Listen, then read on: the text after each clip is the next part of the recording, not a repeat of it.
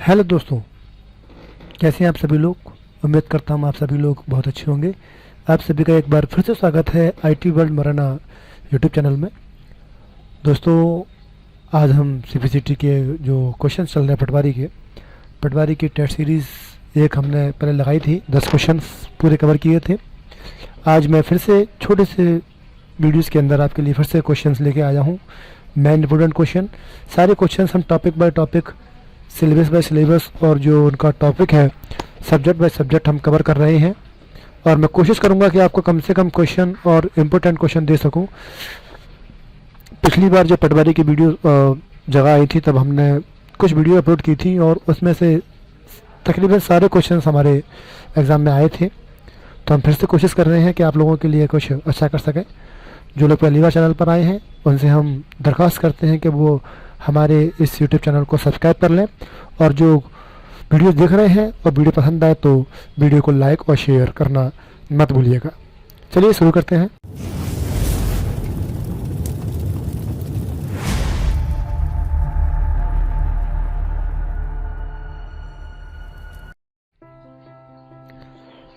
पहला क्वेश्चन है, कंप्यूटर की अवधारणा का संबंध है।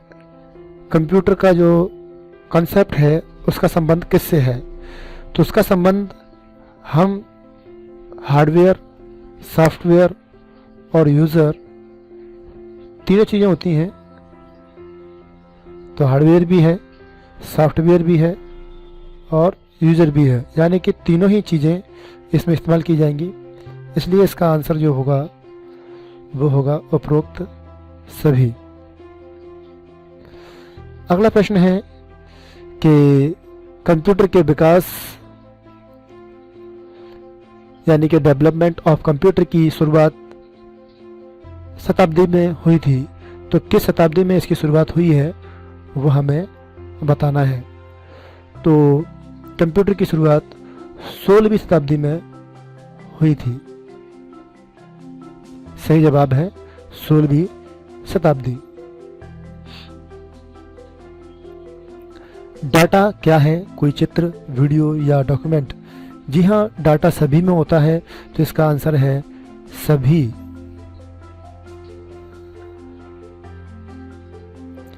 अगला प्रश्न है, आईपीओ साइकिल से क्या तात्पर्य है?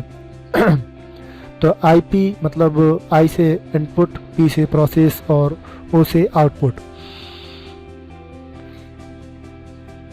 तो आईपीओ में क्या तात्पर्य है? तो आईपीओ साइकिल से क्या तात्पर्य है? इसमें input process output, input process output, ये प्रक्रिया इसमें चलती रहती है। इसको हम इलेक्ट्रॉनिक डाटा प्रोसेस साइकिल भी कहते हैं, यानी कि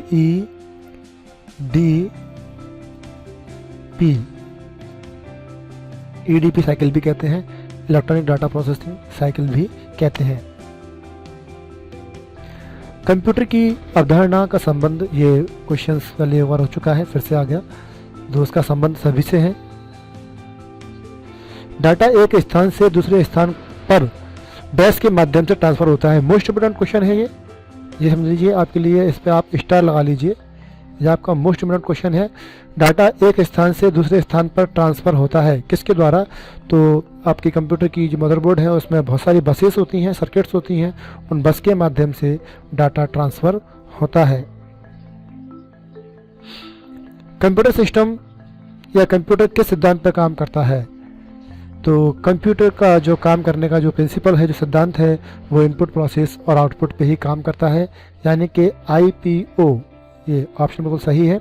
आईपीओ इनपुट प्रोसेस आउटपुट के सिद्धांत पर काम करता है। इनपुट प्रोसेस आउटपुट में प्रोसेस का काम कौन करता है? तो प्रोसेस का काम प्रोसेसर करता है, यानी कि सीपीयू, जो कि मदरबोर्ड और सीपीयू में लगा होता है। प्रोसेस का काम सीपीयू करता है। गीगो का मतलब क्या होता है? गीगो का मतलब होता है गार्बेज इन और गार्बेज आउट। ये फुल फॉर्म आप याद कर लीजिए। इम्पोर्टेंट क्वेश्चंस और इम्पोर्टेंट यहाँ पर मैं आपको फुल फॉर्म दे रहा हूँ, इन्हें आप याद कर लीजिएगा। और यदि डिटेल जानना है कि ये गीगो क्या है तो इसके बारे में आप कमेंट कीजिए, हम इनके बारे में डिटेल की वीडियो बना देंगे। थ्योरेटिकल पार्ट भी आपको स्टडी के लिए डालेंगे। अगर कमेंट करेंगे तो हम जल्दी डालेंगे, नहीं तो हम डालेंगे वैसे भी, ठीक है। ठीक है। और स्टेप बाय स्टेप सारे सिलेबस को हम डिटेल में पढ़ाएंगे भी और पढ़ाते भी आ रहे हैं। हमने बहुत सारे फंडामेंटल एमएस ऑफिस, विंडोज़ और एक्सेस, डीटीपी, फोटोशॉप, काफ़ी सारे सब्जेक्ट हमने पढ़ाए भी हैं। तो आप हमारे चैनल पर जाकर आप प्ले लिस्ट में जाकर आप देख सकते हैं, उनकी क्लास भी आप फ्री ले सकते हैं। और जो लोग पहली बार आए हैं तो दोस्तों प्लीज़ हमारी वीडियोस को ज़रूर लाइक शेयर करें और चैनल को सब्सक्राइब भी करें। तो गीगो का फुल फॉर्म गार्बेज इन और गार्बेज आउट होता है। यदि इनपुट गलत दिया जाता है तो आउटपुट भी गलत प्राप्त होगा। इसे क्या कहा जाता है? इसी को हम गीगो कहते हैं। इसी को क्या कहते हैं? गीगो कहते हैं। यदि हम इनपुट गलत देते हैं तो आउटपुट भी गलत प्राप्त होता है। इसको हम गीगो कहते हैं। ठीक है।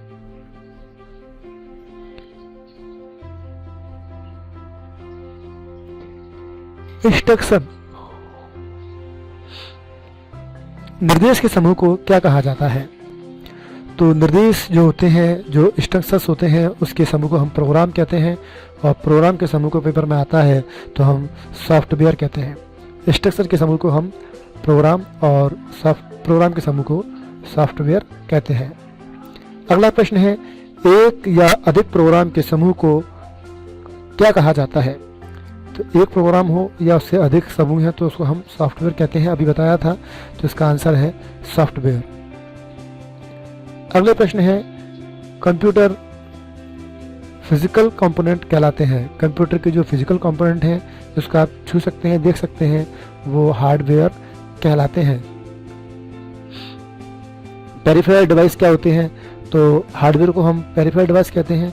या आपके स्पीकर भी होते हैं, प्रिंटर भी होते हैं, स्कैनर भी होते हैं, यानी कि सभी इसका आंसर है।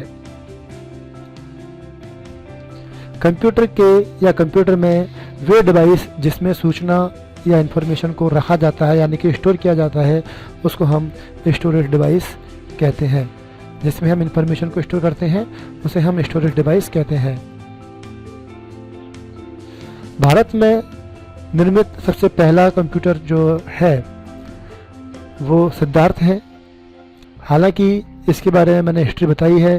सबसे पहला इंडिया का जो कंप्यूटर है वो ISI JU है, जो हमने अपने फंडामेंटल की थ्योरी में बताया है। क्योंकि इसको स्टार्टिंग में सबसे पहले ISI कंपनी और जादवपुर विश्वविद्यालय, यानी कि जादवपुर यूनिवर्सिटी, दोनों ने मिलकर बनाया था, इसलिए इसका नाम ISI JU रखा गया। सबसे पहला कंप्यूटर इंडिया का ISI JU है, लेकिन वो एक नॉर्मल टाइप का कंप्यूटर था, इसमें कोई खास काम नहीं कर पाते थे, इसलिए भारत का पहला कंप्यूटर जो है वो सिद्धार्थ है। ठीक है। कई किताबों में दिया है पहला सुपर कंप्यूटर परम 8000 भी है। ओके। दुनिया का प्रथम गणना यंत्र, पहली कैलकुलेशन डिवाइस तो एबाकस है। ये क्वेश्चन कई बार एग्जाम में, कंपटीशन एग्जाम में भी आया है। तो पहली जो आपकी जो डिवाइस है, मतलब कैलकुलेटिंग जो मशीन है, वो एबाकस है। ठीक है दोस्तों, वो एबाकस। दुनिया का प्रथम गणना यंत्र ये अभी हो चुका है, एबाकस ही है। पास्कलाइन को विकसित करने का जो खिताब है किसको जाता है? तो पास्कलाइन को विकसित किसने किया है? ब्लेस पास्कल ने किया है। ये आंसर यहाँ गलत है। पास्कल को ब्लेस पास्कल ने बनाया है। सही आंसर है इसका ब्लेस पास्कल ने बनाया है। बाद में इस मशीन को विलियम वॉल लेबनीज, किसने? William wall Lebanese. बाद में ये मशीन जो थी वो विलियम वॉल लेबनीज ने मॉडिफाई किया था, इसलिए उसके बाद में लेबनीज चक्र बोला गया या रैकनिक चक्र बोला गया। तो इसका आंसर यह है पास्कलाइन जो डिवाइस है ब्लेस पास्कल ने बनाई है, ना कि चार्ल्स बेबेज ने। ब्लेस पास्कल फ्रांस के गणितीय वैज्ञानिक थे। इन्होंने 1942 में पास्कलाइन का आविष्कार किया था। ठीक है। नोट भी मैंने दे रखा है यहाँ पे, तो ये लाल ये वाला नहीं है। ठीक है। ब्लेस पास्कल ने इसको बनाया है। इसके बाद जो इसका आंसर है, जो क्वेश्चन है वो ये है कि एबाकस, जो एबाकस था उसका आविष्कार किस देश ने किया। तो एबाकस का जो आविष्कार है वो ज़्यादातर चाइना और जापान, चीन और जापान दो ही देश सभ्यता हैं जो कि इसका इस्तेमाल करती हैं। चीन और जापान ये दो ऐसी जगह हैं जहाँ पर एबाकस का इस्तेमाल सबसे ज़्यादा होता है। तो मोस्टली किताबों में जो आंसर दिया है वो यही दिया है कि चाइना में इसका आविष्कार किया गया है। ओके दोस्तों, तो यहाँ पर चाइना में एबाकस को बनाया है। यहाँ पर हमने सारे क्वेश्चंस को कवर कर लिया और मैं उम्मीद करूँगा कि आप इन क्वेश्चंस को 2-4 बार देखेंगे तो आपको सिंपली ये याद हो जाएंगे। इतना कठिन कोई क्वेश्चन इसमें नहीं था, सारे सिंपल और इजी क्वेश्चन है, बेसिकली क्वेश्चन है, बिल्कुल ज़ीरो लेवल के क्वेश्चन है जो आपके सामने मैं यहाँ पर दिखा रहा हूँ। और इस टाइप के क्वेश्चन भी पेपर में आते हैं, लोग उन्हें छोड़कर आते हैं क्योंकि उन्हें कवर नहीं कर पाते, वो हार्ड क्वेश्चन के चक्कर में लगे रहते हैं और ऐसे क्वेश्चंस को वो छोड़कर आ जाते हैं। तो आप इन क्वेश्चंस को याद करें, मैं आपको धीरे धीरे और हार्ड क्वेश्चन भी प्रोवाइड कराऊंगा। मिलते हैं अगली वीडियो में, तब के लिए शबा खैर, good luck and good bye.